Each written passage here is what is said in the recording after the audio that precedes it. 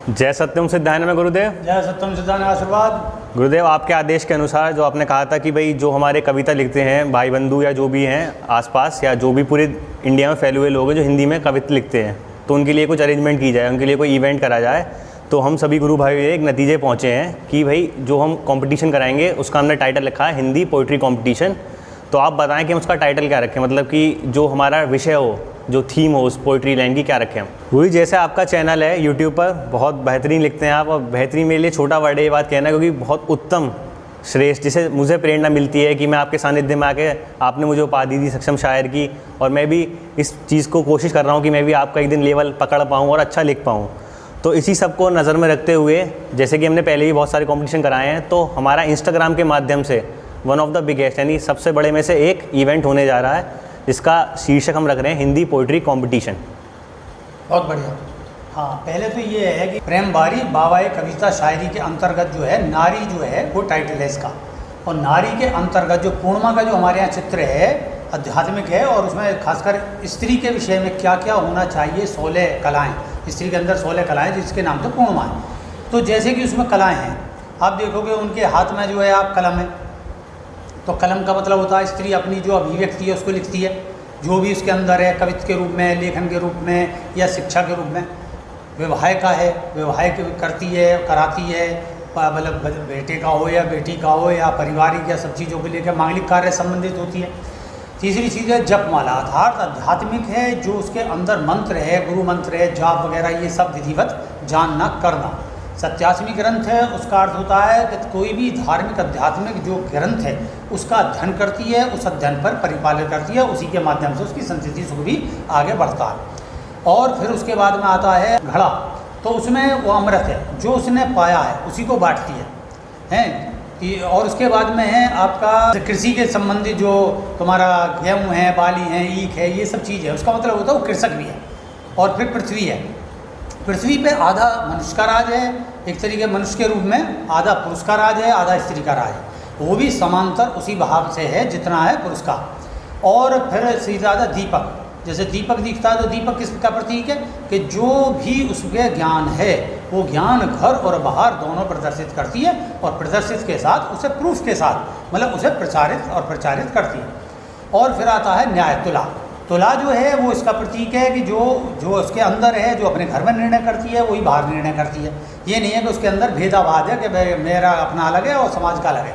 ये चीज़ का कमल है, कमल का मतलब होता है मोक्ष का कारक, मतलब मैंने सब ज्ञान अपनाया और मैंने दूसरे के लिए प्रदान करा, और इससे सभी को मोक्ष गति प्राप्त हो या मोक्ष की स्थिति मैं की अक्षावस्था प्राप्त हो। जैसे कि वो धन कमाती है, धन दान करती है, कमाती है, दान करती है, समाज को और परिवार के लिए जो भी उपलब्धियाँ हैं उसके में सहयोग करती है, और अपने घर परिवार को चलाने में सहायक है, पढ़ा लिखापन है इसमें।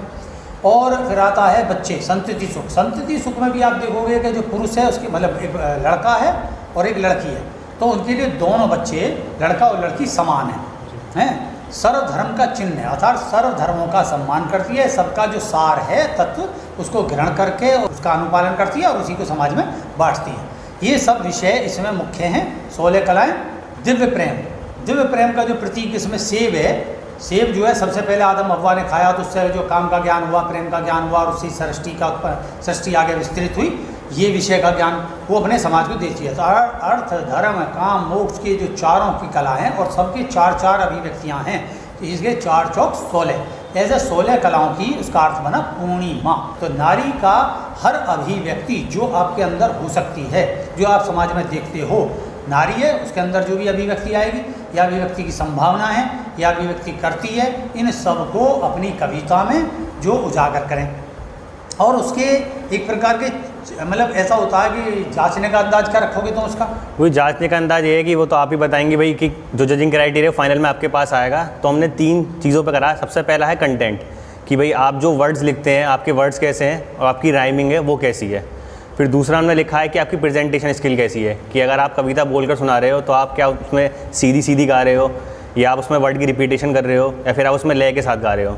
और तीसरा है कि भाई आपका जो स्ट्रक्चर है पोइट्री का, कि आपने पहले इंट्रोडक्शन दिया है, फिर उसके बाद आपने उसे एक्सप्लेन किया, और तीसरे में सॉल्यूशन क्या है। तो ये सब इसके जांचने के तरीके हैं। सबसे बढ़िया होता है किसी भी चीज़ का भाव चढ़ा, मतलब जो भी आप अपनी प्रेजेंटेशन कर रहे हैं वो शुरू में क्वेश्चन के रूप में, दूसरे में उसका प्रभाव, तीसरे में उसका जो और उच्चतर जो क्लाइमैक्स होता है, और चौथी में उसका समाधान। सबसे उच्चतर जो कविता का पक्ष होता है ये।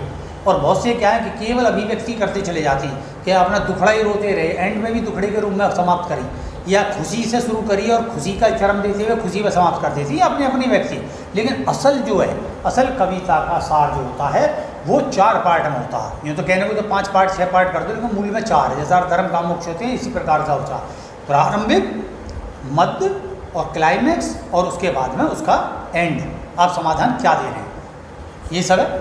और क्या है गुरुजी, तो मैं इसकी बता देता हूँ कि हम क्या प्राइस रखने वाले हैं और कैसे, जो उसकी फ़ीस स्ट्रक्चर क्या है, रूल्स रेगुलेशन क्या है। तो प्राइस जो है वो टोटल हम कैश प्राइस रखेंगे जो कि 10,000 रुपये का है। जो पहला विनर होगा उसे 5,000 रुपये मिलेंगे, और जो दूसरा होगा यानी फर्स्ट रनर अप उसको मिलेंगे 3,000, और जो सेकंड रनर अप होगा उसे मिलेंगे 2,000।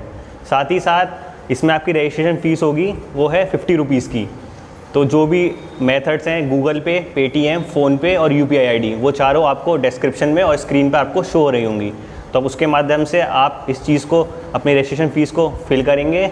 उस फिल करने के बाद आप अपनी डिटेल्स, जिसमें आपका नाम होगा, जिसमें आपका इंस्टाग्राम का हैंडल होगा, और जिसमें आपकी पेमेंट की जो स्क्रीनशॉट है ट्रांजैक्शन ID के साथ, वो आप सेंड करेंगे जो फ़ोन नंबर आपकी स्क्रीन पर शो हो रहा है। अब बात करते हैं भाई रूल्स और रेगुलेशन क्या है। तो रूल्स और रेगुलेशन ये है कि जो आपकी पोएम है वो हिंदी लैंग्वेज में होनी चाहिए, उसके मिनिमम 140 वर्ड्स की होनी चाहिए। आप उससे कम करेंगे तो आपकी एंट्री कैंसिल हो जाएगी, और आप बढ़ा सकते हैं जितनी आप चाहें। तो मिनिमम 140 वर्ड्स। इसके बाद आते हैं कि भाई ये आपने कर दिया। दूसरा आता है कि जो आपकी पोइट्री है, जो भी आप दे रहे हैं अपनी कविता, वो 2 मेथड्स में मान्य होगी। या तो आप वीडियो के माध्यम से भेजें या आप उसे लिखित माध्यम से अपलोड करें, दोनों अपने चैनल्स पर। साथ ही साथ आप कोई भी IGTV वीडियो, जो कि इंस्टाग्राम पर होती है कि 1 मिनट से ज़्यादा की जब वीडियो होती है तो IGTV पहुंच जाती है, तो आप IGTV वीडियो बिल्कुल नहीं डालेंगे। अगर आप ऐसा डालते हैं तो आपकी एंट्री मान्य नहीं होगी। अगर आपकी वीडियो 1 मिनट से बड़ी है तो आप उसे पार्ट्स में एक ही पोस्ट में डालें। जैसा कि आप सभी इंस्टाग्राम चलाते हैं, आप जानते होंगे कि 1 मिनट से बड़ी है तो आप काट के उसे पार्ट्स में डाल दें। और वैसे भी कहीं जो है मतलब अदर्स ना डालें, जो आपने यहाँ डाली हो किसी और जगह ना दिखाई दे। अगर ये है, और दूसरा जैसे बहुत से क्या प्रचारित कर देती हैं कि हम चैंपियन हो गए, हम विजेता हो गए, हमने मित्रों में कह दिया कि हम विजेता हो गए, और इसलिए ऐसा चीज़ करा जाए, तो ये कहीं भी मान्य नहीं होगी, उसे हटा दिया जाएगा, सीधी सी बात है। इसी में मैं ऐड करना चाहूँगा, गुरु जी ने बताया कि भाई बहुत से लोग होते हैं, समझते हैं कि मैं सीनियर हूँ, कि मेरी तो बुक्स में आ चुकी हैं पोइट्रीज़, या मेरी खुद की बुक है।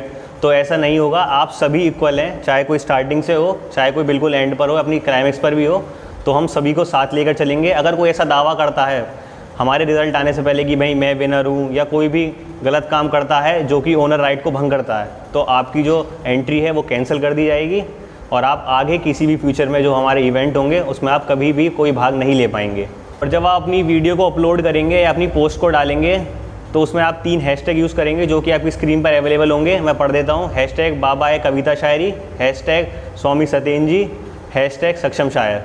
और साथ ही साथ जो आपसे भी कहा गया था कि भाई IGTV की वीडियो क्यों ना डालें, तो उसका पर्पज़ ये है कि उस वीडियो में टैग नहीं हो पाता है, जैसे कि सिंपल पोस्ट में हम टैग कर पाते हैं। तो अगर आप उसमें टैग नहीं कर पाएंगे हमें, तो हमें पता नहीं लगेगा कि आपने कौन सी पोस्ट डाली है। उसमें केवल एक मेंशन नाम की चीज़ होती है, और वो जब बहुत सारी एंट्री होती हैं तो वो खो जाती है। तो इस बात का बिल्कुल ध्यान रखें। और सबसे इम्पॉर्टेंट पॉइंट, जो भी आप अपलोड करें, चाहे वो लिखित में हो चाहे वीडियो हो, तो वो क्लियरली विजिबल होनी चाहिए, वो दिखने में बिल्कुल साफ़ हो। और अगर आपकी वीडियो है तो वो ऑडिबल होनी चाहिए, कि हमें जो आपकी आवाज़ है वो साफ़ आ रही है। ऐसा ना हो पीछे से बहुत ज़्यादा शोर आ रहा है तो हम आपकी आवाज़ सुन नहीं पा रहे हैं। कब से इसे प्रारंभ करोगे? इसे हम प्रारंभ करेंगे गुरुजी आज ही से, 15 जुलाई से, और इसकी एंड डेट होगी 4 अगस्त। तो आपके पास 18 डेज़ हैं, तो आप इसमें अपना पार्टिसिपेट करिए। 18 जब 4 जुलाई हो जाएगी उसके बाद हम एंट्रीज़ क्लोज़ कर देंगे, और उसके बाद हम आपको बताएंगे कि रिज़ल्ट कितने दिन में आता है। रिज़ल्ट अभी इसलिए डेट फाइनल नहीं कर रहे क्योंकि एंट्रीज़ पर डिपेंड करता है, बहुत ज़्यादा एंट्रीज़ होती हैं तो टाइम लगता है रिज़ल्ट को कंपाइल करने में। एक पॉइंट और बताना चाहूँगा कि जो भी आप पोस्ट लिखें या अपनी पोस्ट अपलोड करें, उसमें प्लेगरिज्म यानी कोई भी चोरी नहीं होनी चाहिए, कि आपने किसी और कवि की उठा ली और आपने डाल दी। साथ ही साथ जो पहले से कवि हैं तो वो अपनी पुरानी वीडियो ना डालें। हो सकता है उनकी कोई पुरानी वीडियो सेम संबंधित टॉपिक पर, तो उसे बिल्कुल ना डालें, एक नई तरीके से आप डालें। और अगर आपने ऐसा कुछ किया और हमें पता लग गया जो कि पता लग जाता है कि हम इतनी सारी टीम है वो सब इसी पे वर्क करती है कि भाई चेक करने के लिए किसी कोई प्लेगरिज्म तो नहीं है, किसी ने अपनी कोई पुरानी तो नहीं डाली, तो आपकी एंट्री कैंसिल कर दी जाएगी। अगर आपका कोई भी क्वेरी है, कोई भी सवाल है, कोई चीज़ आपको समझ में नहीं आती है, तो स्क्रीन पर जो नंबर शो हो रहा है और 2 इंस्टाग्राम हैंडल्स हैं, बाबा है कविता शायरी और सक्षम शायर, और एक नंबर शो हो रहा है स्क्रीन पर, उसके माध्यम से आप कोई भी अपनी कांटेक्ट करके पूछ सकते हैं, व्हाट्सएप कर सकते हैं आप। अगर आप कंफर्टेबल हैं आप कॉल कर सकते हैं। टाइमिंग्स रहेगी, ऐसा नहीं है आप किसी भी टाइम कर दें, सुबह के 10 से शाम के 8 बजे तक आप इस पर कांटेक्ट करें और पूछ सकते हैं आपकी कोई भी क्वेरी हो। और इसी सेम नंबर पर आप अपनी पेमेंट की जो भी डिटेल्स हैं वो आप हमें शेयर करेंगे, ताकि हम आपकी एंट्री को एक्सेप्ट करें और आपको आगे अपने पेज पर फीचर करें। और आपका मतलब इन्फॉर्मेशन का जैसे कोई फ़ोन वगैरह का वो तो है नहीं इसमें कोई? क्या चीज़? जैसे कोई हो किसी टाइम कर ले फ़ोन नहीं होगी, बजे कर रहे हैं, रात को कर रहे हैं, या कुछ इस तरीके? टाइम है इसमें कि आप सुबह के 10 से शाम के 8 बजे तक करेंगे, उसके बाद आपके फ़ोन का जवाब नहीं दिया जाएगा क्योंकि फ़ोन बंद कर दिया था उसके बाद। तो इसी टाइम के बीच में करेंगे तो ही आपकी जो क्वेरी या सवाल है वो सॉल्व किया जाएगा। ठीक है, तो बस और क्या। तो ठीक है, आपको समझ में आ गया होगा ये सब चीज़ों को लेके। आप अपनी तैयारी करें, आप इसमें जुड़ें, और भी भविष्य में सब चीज़ की जाएंगी। आपको आशीर्वाद करते हैं। जय सत्यम सिद्धाय नमः। जय सत्यम सिद्धाय नमः।